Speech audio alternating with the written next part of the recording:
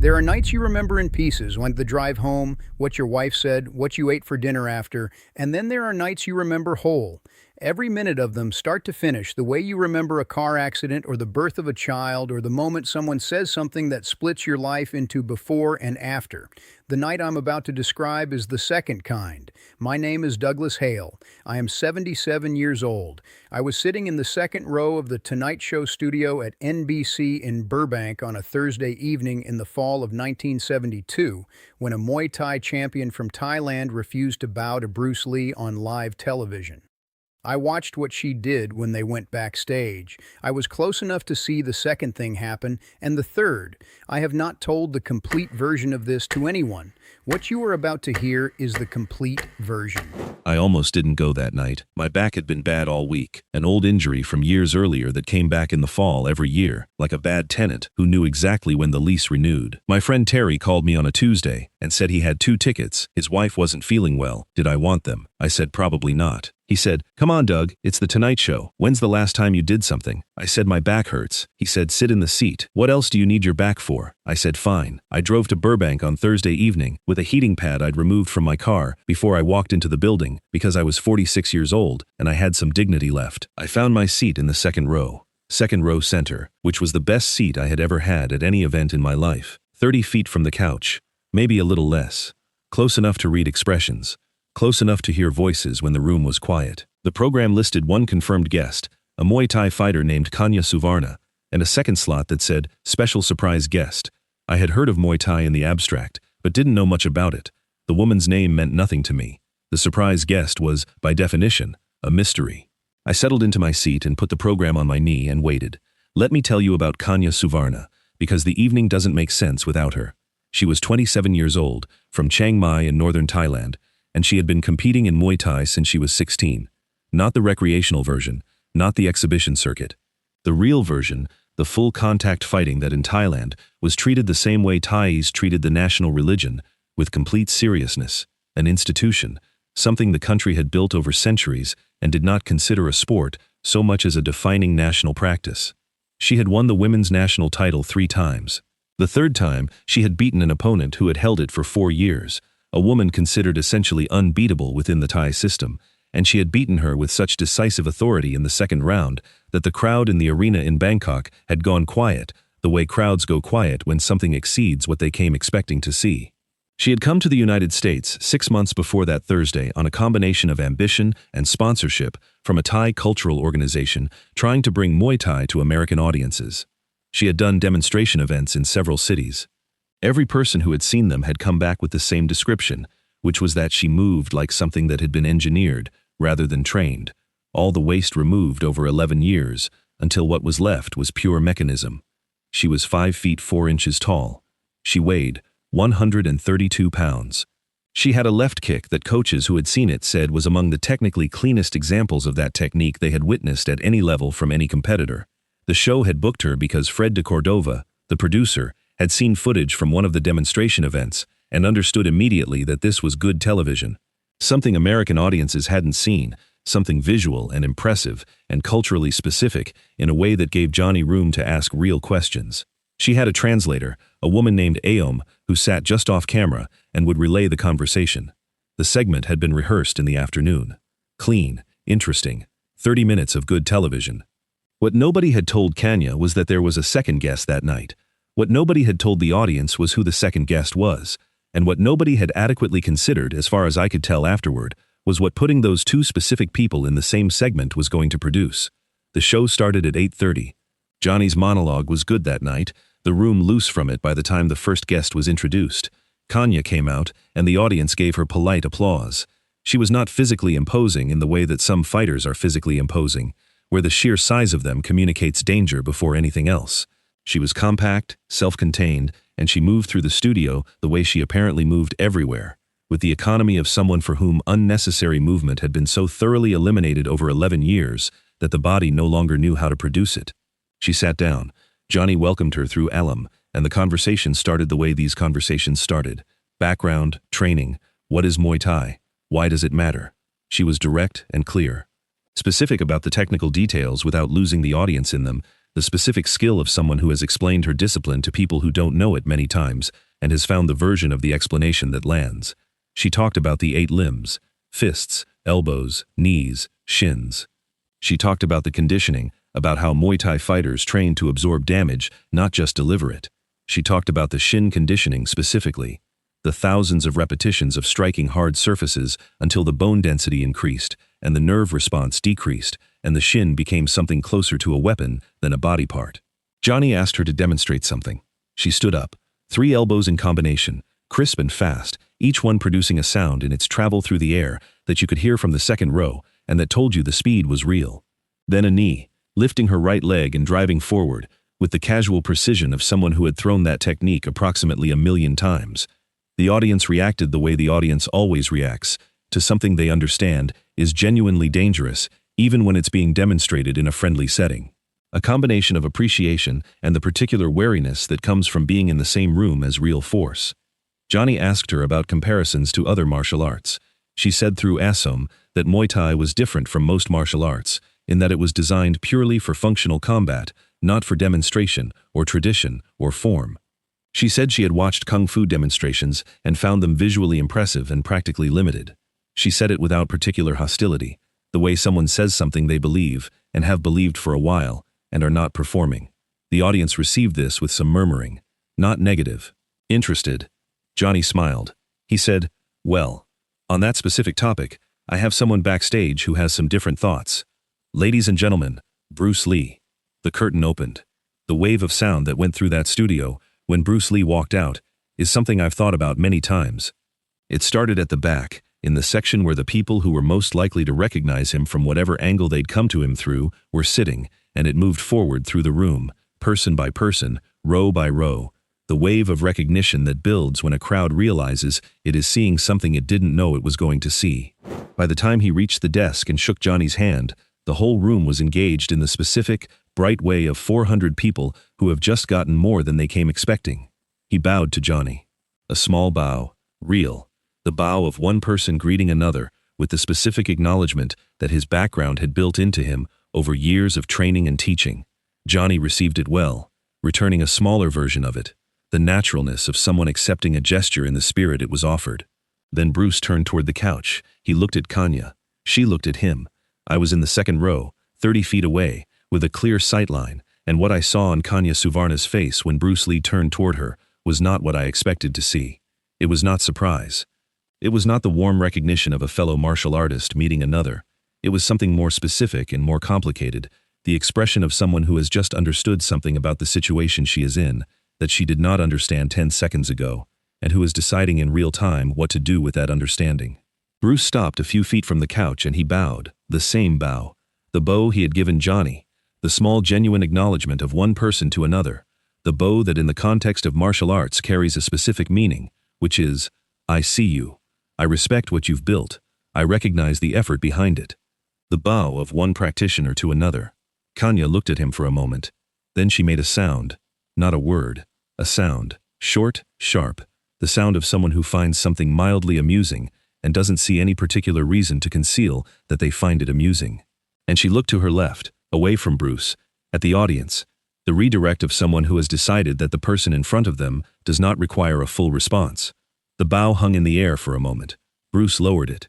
He sat down. The audience registered this. Not all of them, not clearly, not in the way that produced immediate noise. The second row registered it. The people close enough to see the specific quality of what had just happened felt it the way you feel a temperature drop, the ambient sense that something has shifted without a clean single event you can point to. Johnny registered it. I watched his face from 30 feet away, and I saw the specific flicker of a host who has just watched something happen that he didn't plan for and is running the calculation of how to manage it. He found the frame quickly, the way he always did. He said, well, 2 of the most fascinating martial arts practitioners in the world on the same couch. This is going to be a great conversation. He asked Bruce about his philosophy. Bruce talked about Jeet Kune Do, about drawing from multiple systems rather than belonging to one, about adaptability over rigidity. He was clear and specific, and the audience was with him. Then Johnny turned to Kanya and asked, through Aikyum, what she thought of the philosophy she'd just heard. Aikyum, translated. Kanya listened. Then she said something in Thai. Aikyum, translated. She said, It's an interesting thing to say for someone who makes movies. The audience reacted. A murmur, not hostile, uncertain. The kind of sound a room makes when something sharp arrives and people haven't decided yet what to do with it. Johnny said, carefully, I think what Bruce is describing goes beyond his film work. Kanya spoke again, before Aum had finished translating Johnny's sentence. Asom listened, and then translated. She said, I know what I saw when he came out and bowed to me. I have trained for 11 years. I have fought women from 6 countries. A man comes out and gives me a bow like I am supposed to feel honored? I don't know this person. What I know is that he makes films where the fighting is put together in advance, and everyone knows where to fall. That is not a bow I need to receive. The room went quiet. The specific quiet that descends when something has been said, that was aimed more precisely than anything preceding it. Bruce looked at her. He was very still. Johnny leaned forward and said, I think the bow was intended as a sign of professional respect. Kanya said something without waiting for Johnny to finish. Amam translated, I respect fighters. I don't know if he's a fighter or an actor who learned some techniques. That's not disrespect. That's a real question. If you thought that line was where it got serious, you weren't paying attention to what Bruce Lee's face was doing. He said, that's a fair question. Ahom translated. Kanya looked at him for the first time since the bow. Really looked. The assessment of someone who had been using peripheral attention and has shifted to full attention. Bruce said, before any film, I trained every day for 15 years. I have students who are professional champions across multiple disciplines. What you've seen on screen represents a fraction of what the training actually is. The question of whether I'm a fighter or an actor is a real question, and the honest answer is that I am both, but not in the order you seem to think. Aum translated. Kanya listened. Then she said something longer. Aum translated in pieces. She said, in Thailand, we don't separate what we do from who we are.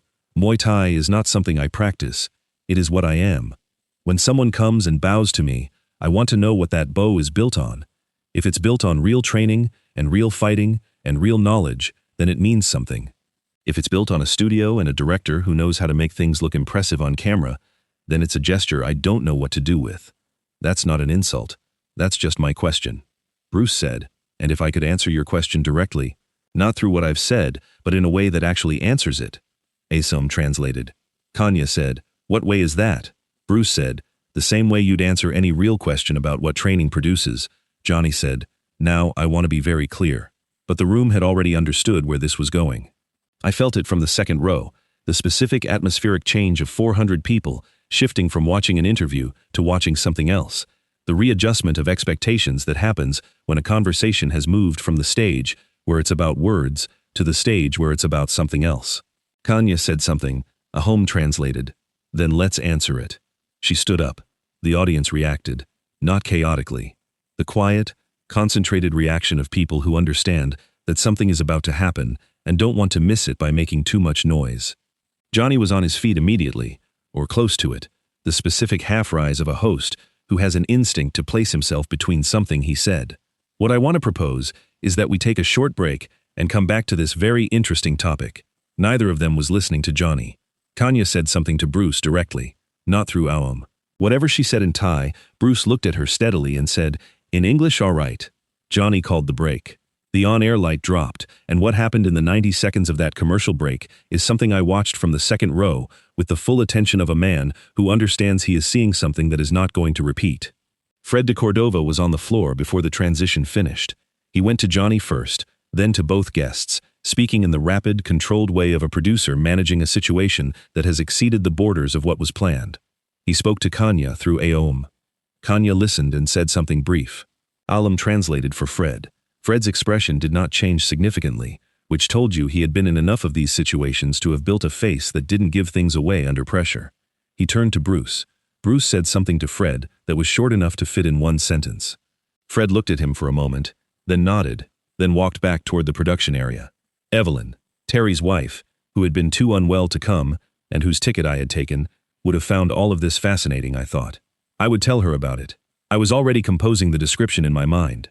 I had no idea yet how much more I was going to have to describe. The on-air light came back on. Johnny sat down and did the thing he was best at, which was finding the frame that made whatever had just happened feel like it had been going this way all along. He said, "We were in the middle of a genuinely fascinating conversation about the differences between martial arts traditions and what they each produce. I want to come back to that, because I think there's a real conversation here about philosophy and approach that's worth having. He looked at Kanya. She was sitting, but differently from how she'd been sitting before the break, not performing readiness, but containing something. Johnny said, Kanya, I want to go back to something you said before the break, about the bow. You said you want to know what a bow is built on. I think that's an interesting thing to explore. What would it take for that bow to mean something to you? H-Aim translated. Kanya listened. Then she said something. H-Aim said, I'd need to see what the training produces when the conditions aren't controlled. Films are controlled. Training halls are controlled. What I do is not controlled. When I fight, the person across from me is actually trying to hurt me, actually committed, and what I've built has to work in that context, or it doesn't work at all. What I want to know is whether what he's built works in that context. Bruce said, What context would you like to test it in? Akamsh translated. Kanya looked at him. She said, Any context that doesn't have a camera and a director and someone who knows where to fall. Bruce said, That's a reasonable standard. Kanya said something. Akam said, Then meet it. Johnny said, Now. Bruce said, All right. The room did what the room did when Bruce Lee said that word on that show, which was to produce a complete silence, the silence of 400 people who have heard a single word and understood what it means and have no response to it that covers what they're feeling. Johnny stood up fully this time, both hands on his desk. He said, in the voice of a man who has decided that this moment requires absolute authority and is deploying all of it, I am going to stop this right now. Both of you, I am asking you as your host, on this stage, to sit down and continue this as a conversation. Bruce looked at Johnny. He said, I have not done anything. Johnny said, No, but you're about to. Kanya said something to Aum that Aum translated for the room, and the translation was, Tell your host that nobody asked me whether I wanted to be on the same program as a Hollywood actor, and compared to him as though we're the same kind of thing. Tell him I'm not angry at the man, I'm responding to a situation I didn't agree to. The room absorbed this. I absorbed it. Because it was the most clarifying thing said in the segment, and it was the same thing Angie Dickinson had said on a different night, in a different context, which was, You put me here without asking me, and what I'm responding to is the situation, not the person. Johnny looked at Bruce. Bruce was looking at Kanya. He said, quietly, just to her, not reaching for the microphone, I didn't design the situation. I was asked to come as a surprise guest. If they had told me they were booking a Muay Thai champion and asking me to be placed beside her as a comparison, I would have asked whether she was told. She clearly wasn't. Agam translated. Kanya looked at him. Something passed across her expression that was not the fighting face she'd been wearing for the previous 20 minutes. Something more personal, more private. The specific expression of someone who has just heard a piece of information that complicates their understanding of the situation they're in. Then she said something. Amom said, That doesn't change what the bow was or wasn't built on. Bruce said, No, it doesn't, which is why I said all right. Johnny said, very quietly, I need you both to leave the stage. He said it without anger, without the professional authority he'd been using before. The request of a man who has a show to run and has just understood that the show has exceeded what he can manage in the space where it is currently happening and requires a different space. Bruce looked at Johnny. He said, All right. He stood up. He walked toward the side entrance. He did not look back. Kanya said something to Aom. She stood up. She followed. And I got up from my second row seat and I followed them. I cannot fully explain this decision except to say that I had spent 46 years learning to tell the difference between things worth staying for and things worth chasing, and this was the second kind. I moved along the side of the studio to the stage entrance and I went through it into the backstage corridor. 2 other audience members were doing the same thing. A stage manager said something about staying in our seats that none of us fully responded to. The backstage corridor at NBC Burbank was what all backstage corridors are, concrete and fluorescent light, and the functional skeleton of a building that is dressed up on the audience side. It connected to a larger staging area that I could see at the end of it, the kind of space used for set storage and equipment, high-ceilinged and wide, and empty enough for what was about to happen. I made it to the entrance of that space. Bruce was standing in the center of the staging area. He had not taken off his jacket. Kanya was opposite him, maybe 20 feet, and she had the look of a person who is committed to a decision and is past the point of reconsidering it. 3 crew members were in the room, in positions that suggested they had been trying to stop something and had concluded that stopping it was not available. 2 of the other audience members who had followed were behind me in the doorway. Kanya moved first. She threw a left kick, low, the shin kick that Muay Thai fighters throw at the thigh or the knee, designed to damage structural stability, rather than produce a dramatic visible result. It was fast enough that the only way I knew she'd thrown it was that it arrived, and then wasn't there, the kick completing its full arc, because what it was aimed at was not in the arc. Bruce had moved, not dramatically, not with the visible athleticism of a movie fight. The small lateral displacement, the same quality I would hear people describe over the following years in every account of watching him do something in an uncontrolled context, the quality of simply being somewhere different from where the thing aimed was aimed. His right hand came out, open palm. The contact was at her left shoulder, brief, barely visible. The specific placement and timing of it took Kanya's forward kick momentum and introduced a direction it hadn't intended to go. She stumbled, not far, not hard, caught herself cleanly, her body making the automatic adjustment of someone with 11 years of physical training that doesn't allow for graceless falling. But she stumbled, and she knew it, and the people in the doorway behind me knew it, and the crew members against the wall knew it. The room was completely quiet. She reset. She came again. This time different. Not the kick, a combination, the kind of sequence that Muay Thai builds over years, and that emerges from training the way a sentence emerges from fluency, without thinking about the pieces. The elbow to set position, the knee to capitalize, the second elbow to close. It was fast. It was real. The kind of real you feel in a room, even from a distance. The displaced air, the sound of technique traveling through space at actual speed. Bruce moved through it the way he moved through everything, not blocking, not deflecting, just being in a position that made the techniques arrive in the wrong place, too close or too far, or at the wrong angle for the force to go where the force needed to go. And the contact he made, 2 fingers at her right elbow as the second elbow came through, redirected her own momentum just enough to take the last beat of the combination somewhere it hadn't been intended to go. Kanya went down. 1 knee, 1 hand, floor, 3 seconds. The staging area was silent. The crew members against the wall. The 2 audience members behind me, everybody holding the same thing. She was up before the 3 seconds were completely gone, not shaken, not hurt. The automatic response of a fighter who has been on the floor in training 1,000 times, and for whom the floor is information rather than defeat. She looked at Bruce. He was standing where he'd been after the exchange, hands at his sides, jacket still on. The same expression he'd had at every point of the evening, the complete present attention that looked like calm from the outside, and that the people who had trained with him described as something more specific than calm. Kanya said something. There was no translator. The words were in Thai, and nobody in that staging area spoke Thai. But the meaning was visible. She was not done. She came a 3rd time, and this time she came with something different from the previous 2 attempts. The first had been testing, the second had been committed. The third was the fighting version, the full contact approach of a woman who had been competing for 11 years and who had found, in the previous 90 seconds, that the regular version wasn't working and had moved to the version underneath it, the one that didn't think about technique and just fought. Bruce moved inside it. I have watched this in my memory many times over 50 years, the way that memory replays the things that matter and shows you different pieces of them each time. What I see when I replay it is not the contact, which happened too fast to fully track from where I was standing. What I see is the space around it, the way she moved and the way he moved in relation to what she was doing, not against it, with it, at an angle to it, that took the energy of her approach and used it in a direction that her approach hadn't intended.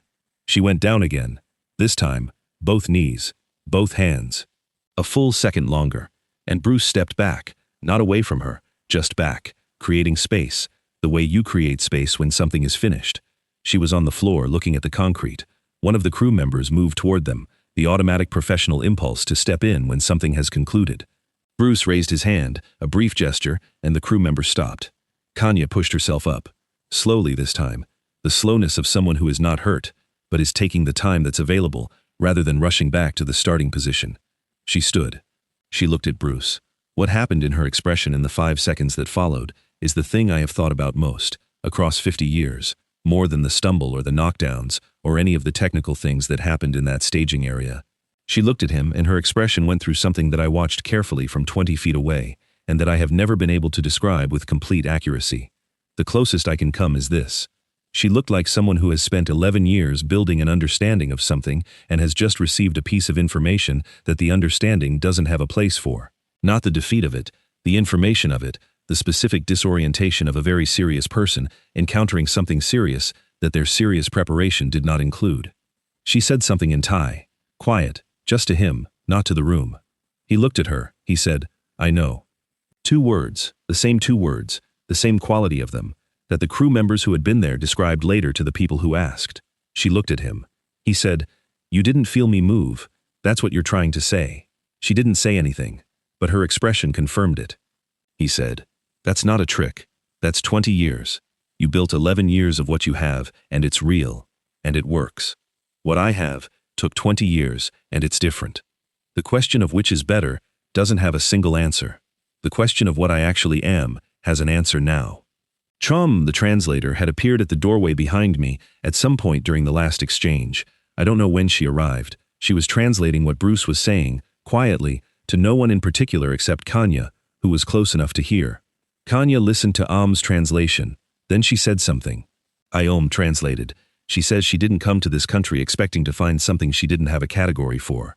Bruce said, "That's what I've been trying to build for 20 years, something that doesn't fit the existing categories." Iom translated. Kanya listened. She was quiet for a moment. Then she did something that made everyone in that staging area, the crew members, the 2 audience members in the doorway, me, go completely still. She bowed, small, brief, the bow of one fighter to another, the formal acknowledgement that exists in every martial art on earth in some form, the bow that means, "I see what you've built, I recognize it, I receive it." Bruce bowed back, the same depth, the same brevity, the bow from the beginning of the evening, finally exchanged, finally completed, 20 minutes and a concrete staging area later. Fred de Cordova appeared at the doorway to the staging area. He had been in television long enough that his face no longer gave things away under pressure, but there was something in his posture in that moment, the specific quality of a man who has arrived at the conclusion of something he was not sure was going to conclude the way it did, that told you he understood what had just happened. He said quietly, to no one in particular, "We're going back on in 4 minutes. If anyone wants to be on television." Neither Bruce nor Kanya moved immediately. They stood in that staging area, 4 feet apart, and said something to each other through Aum, something brief and private that I was not close enough to hear. Then Bruce picked up whatever he had set down and walked toward the corridor. Kanya followed. I followed them both. The last 4 minutes of the segment, the ones that went out on air, were the calmest 4 minutes of the evening. Johnny managed it with the skill of someone who has seen everything and knows how to close something out. He asked Bruce one more question about his philosophy and got an answer that was clear and direct. He asked Kanya through Aom one more question about what she was working toward in America and got an answer that was genuine and forward-looking. Then he said what he always said, the things hosts say to close, and the credits rolled. The audience filed out slowly, the specific reluctance of people who have been through something and are not quite ready to leave it behind. I walked to my car in the NBC parking lot and I sat behind the wheel for a few minutes without starting the engine. The heating pad I'd removed before going in was on the passenger seat where I'd left it. My back still hurt. I started the engine and I drove home.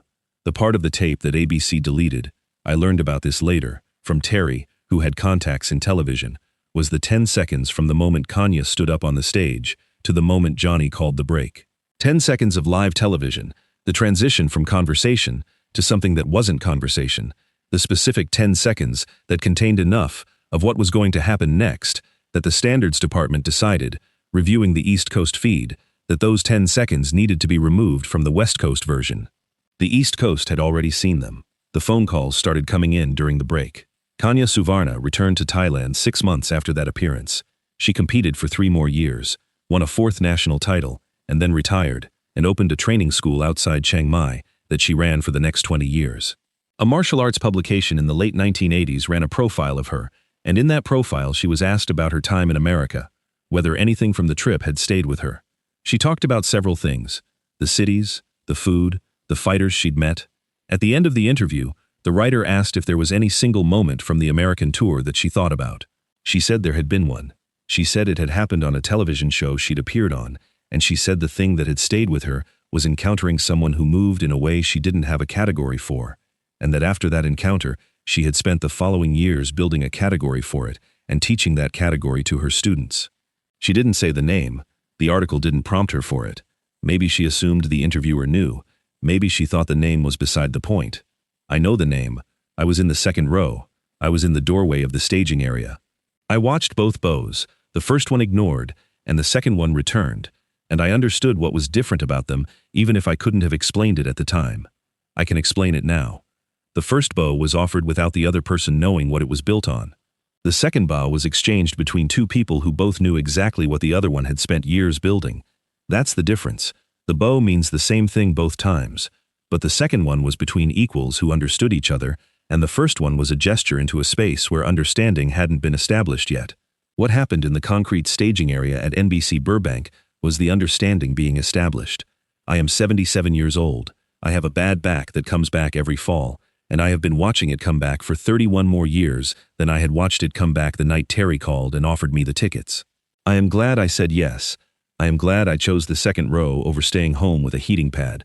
Some evenings you carry with you because they were interesting. Some you carry because they were true. That one was both.